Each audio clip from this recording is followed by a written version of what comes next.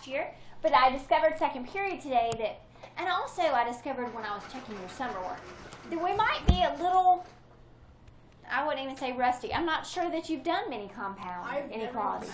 Okay, well, good. That's good for me to know. So let's take a look at number 1.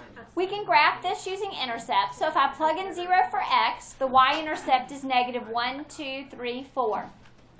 Does everybody in here understand how I did that? Oh, I can explain. Sure, go ahead, Okay, Matt. so you divide, like on the left side, there's 2x and negative 3y. You divide 12 by negative 3, Good. and you get the y-intercept. Okay, and now let's do the x-intercept. So if we plugged in 0, this goes away, and 12 divided by 2 is 6. All right, it's less than or equal to. Is that a solid or a dashed line? Solid, certainly is. And so I would draw in my solid line. Okay, and if I test a point, let's say I test 0, 0. Whoops, wrong one. I would get that 0 is less than 12, which is true. So I would shade in this direction towards 0, 0 because that's true. Any questions about number 1? No, ma'am. All right, number 2. If I gave it to you like this, x is less than or equal to negative 2, and x is greater than or equal to negative 2 and less than or equal to negative 3, would it separately make sense? Do you see that x is bigger than negative 2, because the alligator always eats a bigger number, and less than 3? What this means is all the answers are in between negative 2 and 3. Well, on a coordinate axis, we would represent an x value as a vertical line, wouldn't we? So we would say a vertical line at 2, negative 2. Not even close. And a vertical line at negative 3, positive 3, and shade in between.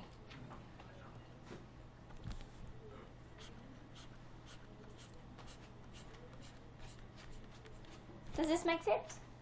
All right, you try the third one then. Kyle,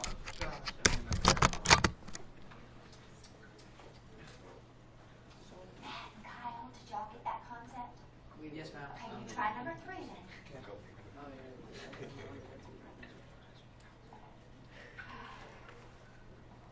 So that, if you have like a situation like that, does that mean they're always going to be parallel lines? Yeah, anytime you graph 2 vertical or 2 horizontal lines, yes, they would be parallel.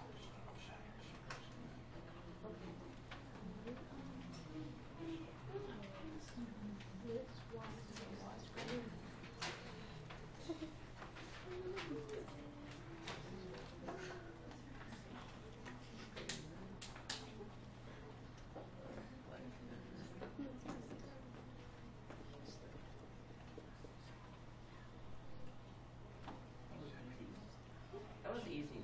It looks really confusing, but it's not. That's not. That's really easy. It's really easy. Okay, so does it look like this? Horizontal line at 1, horizontal line at 5, shade in between? Yeah, that's what I had. Yes, ma'am. Any questions? Okay, let's take a look at your homework.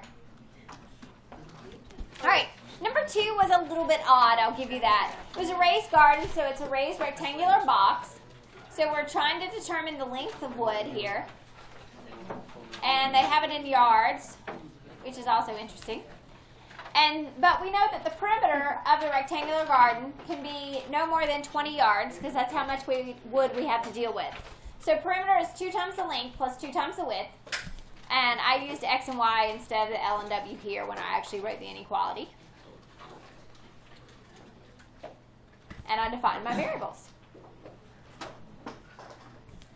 So there's the understood we can't have a negative amount of wood. I mean, it can't have a negative width or a negative length. And so it would be here.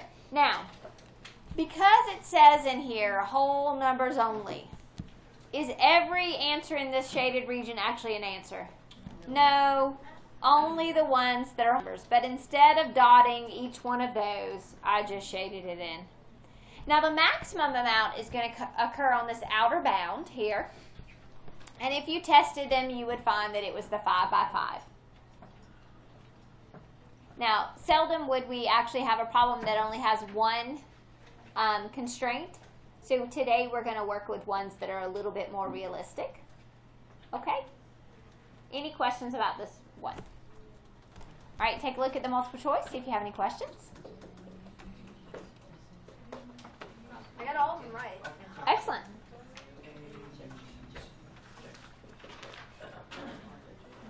Okay. Do you feel like you have been exposed to a sufficient number of word problems that you're more comfortable with word problems now? Yes. I think I've given you a ton of word problems. All right. Now, let's take a look at 4 and 5. These were both review. You could have picked any point in the shaded region for A's and any point outside of the shaded region for the B's. So take a look at those and see if you have any questions about those. And then I have a what if for you. What if? Are you one of those what if kids? I am. Well, and what I wonder, if? And I wonder if, and I wonder yeah. how, just kind of curious. Yeah.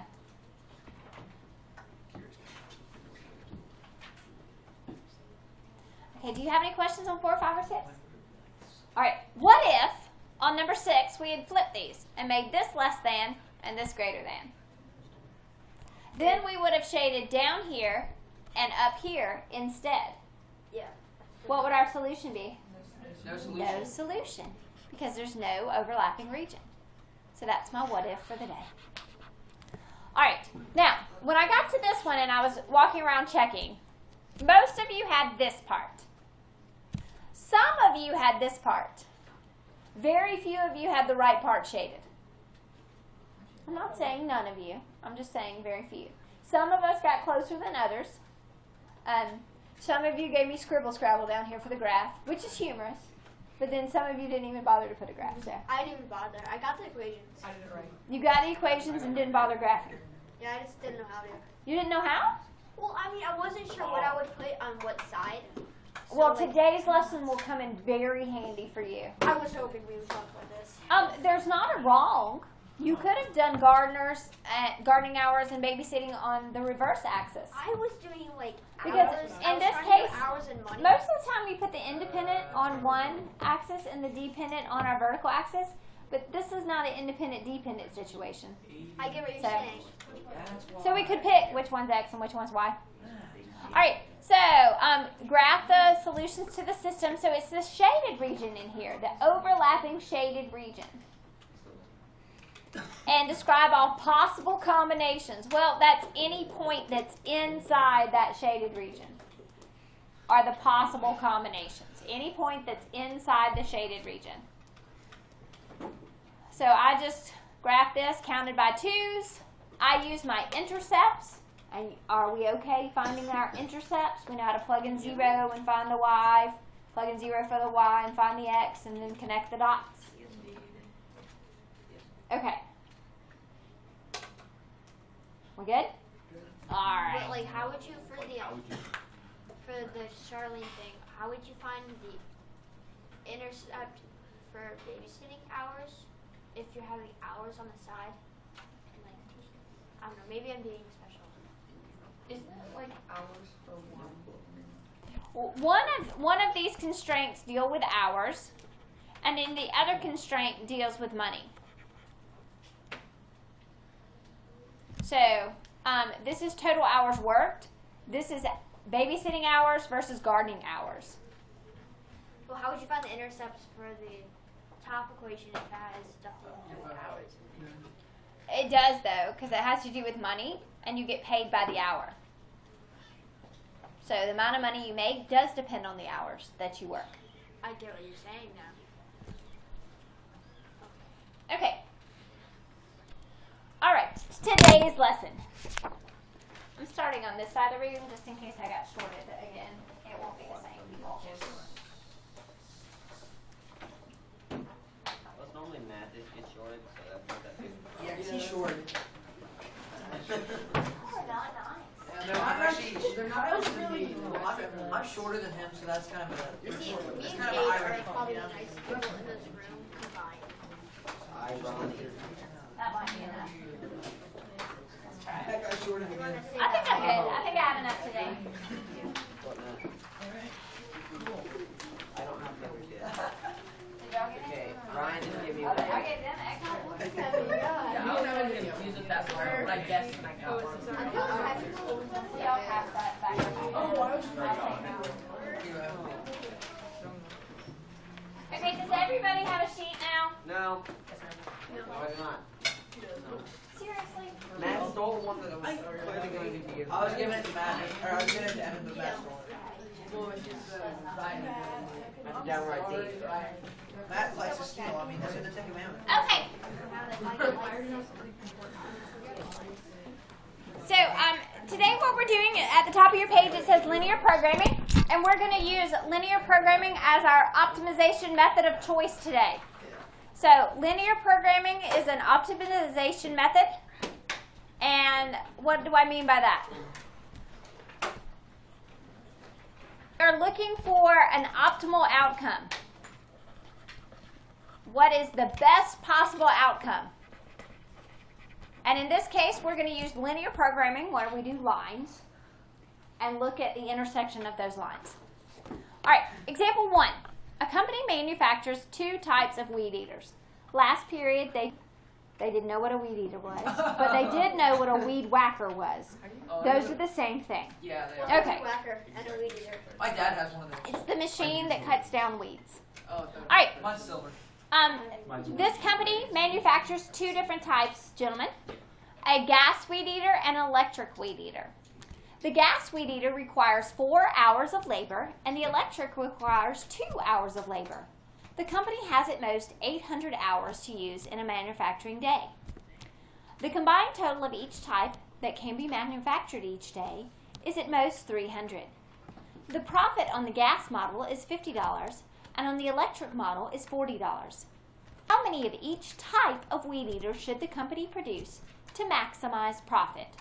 So what we're trying to optimize in this case is our profit, and we would like to maximize it. Now, the question always tells us what our variables are going to be. The question always asks about the variables. How many of each type of weed eater should the company make? So what are my variables? Types of weed eaters. Okay, number of gas,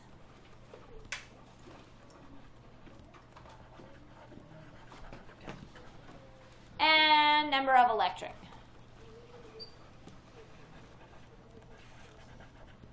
Weed eaters.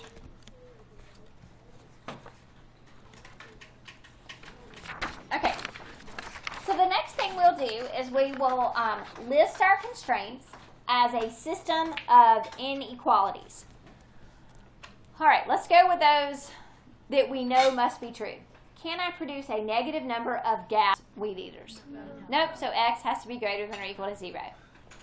Can I produce a negative number of electric weed eaters? Nope, so y has to be greater than or equal to 0. Does that make sense? All right. Now let's go for what they gave us in the words here. The gas weed eater requires 4 hours of labor. The electric requires 2 hours of labor, and the company has at most 800 hours to use. So our next constraint is involving labor.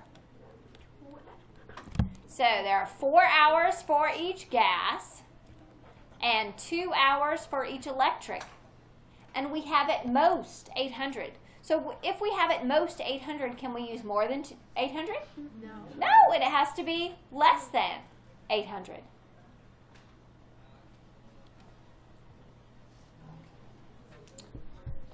Okay, the next sentence. The combined total of each type that can be manufactured each day is at most 300. So now we're looking at our manufacturing constraints.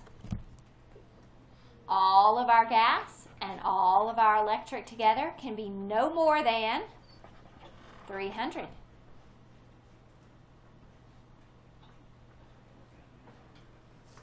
Do you think you could have done those without me? Yeah. Yeah, I bet you could have. tough, Now we have to graph it. Well, no, we're not done. Hold on. I've got one more sentence here.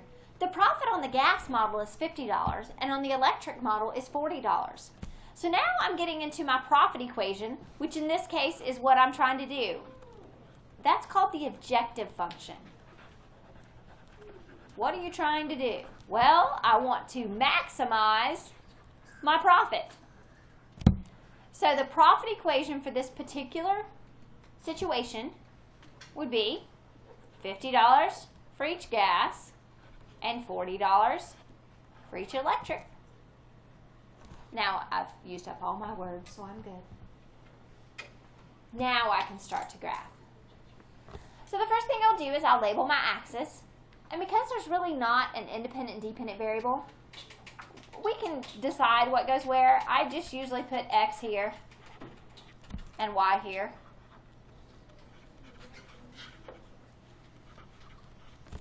And then label our graph type of weed eaters.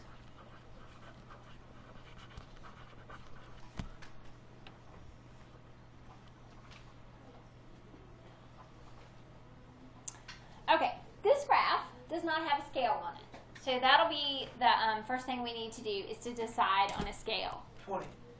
We could guess 20, which actually is correct, but we'll see why that's correct in just a second. I knew it. All right, good, that was. Thank you. Now, these two don't tell us anything about what's the largest number I need. They just tell me about the smallest number. And so I'm already just working in that first quadrant because of those two. So now let's take a look at the other two constraints and see what my x and y intercepts would be for those. So the first one is 4x plus 2y. And I'm going to think of it as equals 800 just so I can solve for my intercepts. So if I plug in 0 for x, it goes away, and I'm left with 2y equals 800. So what would y be? 400. Now let's do it for x. If I plug in 0, for y. Plug in 0 for y, it goes away, so I get 4x equals 800. So what would x be? 200. All right, so right now, 400 is my largest y value, and 200 is my largest x value. Now let's look at my second constraint and do the same thing. If I plug in 0 for x, my y is 300. If I plug in 0 for y, my x is 300. So that's my largest x value. I need to pick a scale that will use up most of my graph and get me to 400 on the y-axis and at least 300 on the x-axis. And Kyle picked it before we even started. He was right. 20s will work. So 20, 40, 60, 80, 100. 20, 40, 60, 80, 200. So you mark off yours while I'm marking off mine.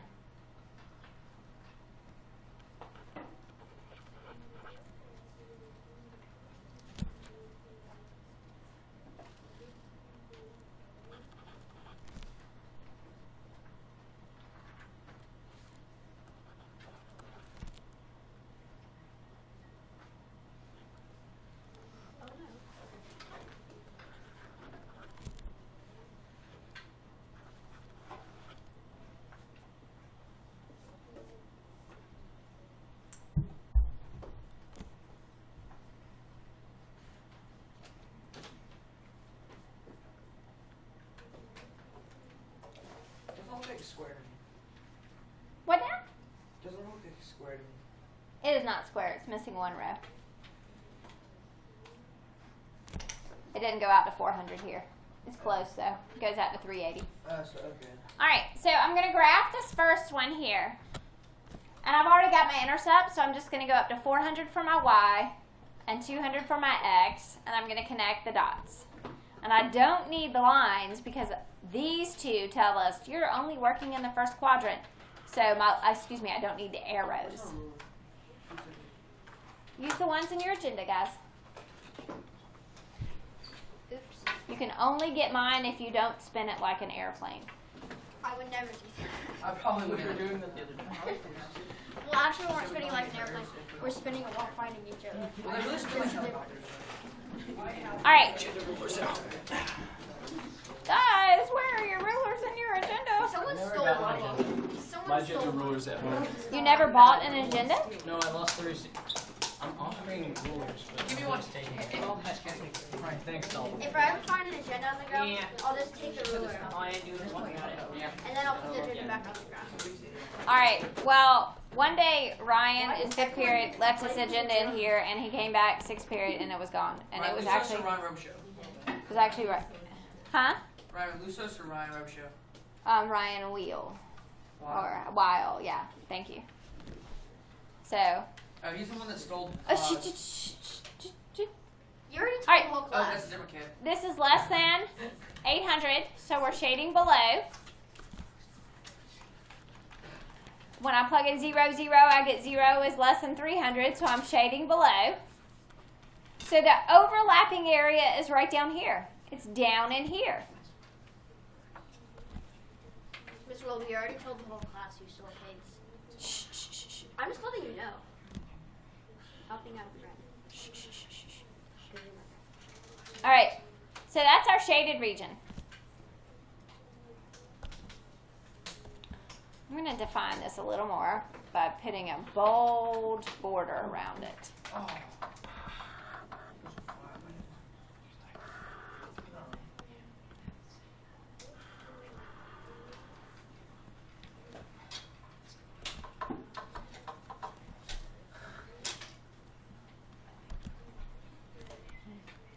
Mine looks a lot like that.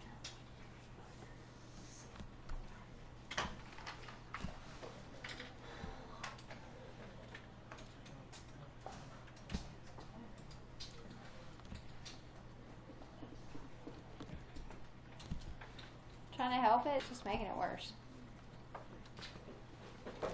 Alright, there we go. We'll call that good enough. Okay, so this area right here is actually called the feasible region. Why do you think they call it the feasible region? It's the one that they can do. Because any point here is a feasible solution.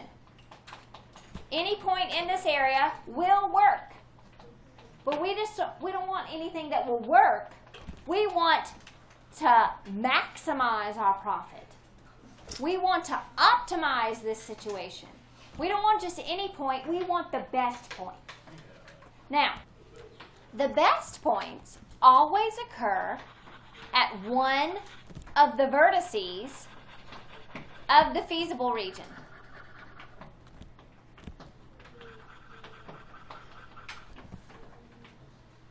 So, those are actually called our test vertices. We test the vertices that form the feasible region. So, in this case, we have 0, 0. We have 200, 0. We have 100, 200. And finally, 0, 300. How do you think we test them? We plug them right into this profit equation. Well, this one makes sense. If we produce nothing, how much profit do we have? Nothing. We have none. 0 profit if we don't make anything. All right, if we produce 200 gas, 200 times 500 is a profit of 10,000. Whoops, forgot the 1. If we produce 100 and 200, that's 5,000 plus 8,000 is a total profit of 13,000. And if we produce 0 and 300, that would be a total profit of 12,000.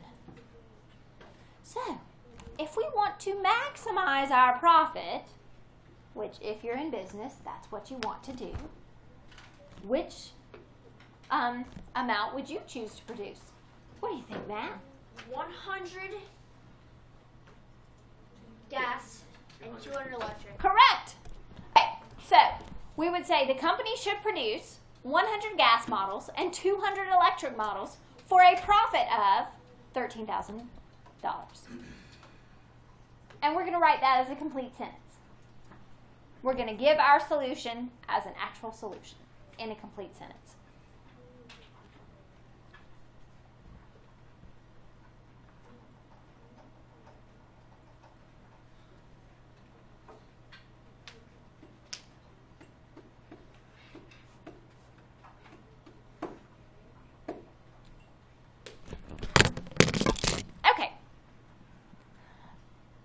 work is to do the two on the back, but I'm going to get you started on the first one. What I would like you to do, though, is first read through that first problem, identify your variables, and set up your constraints. But before you start graphing, stop there, and we're going to start graphing together.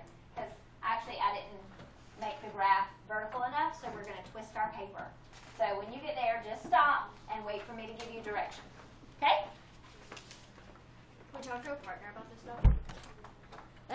No, we should be quick for it. Okay. I'm ready then.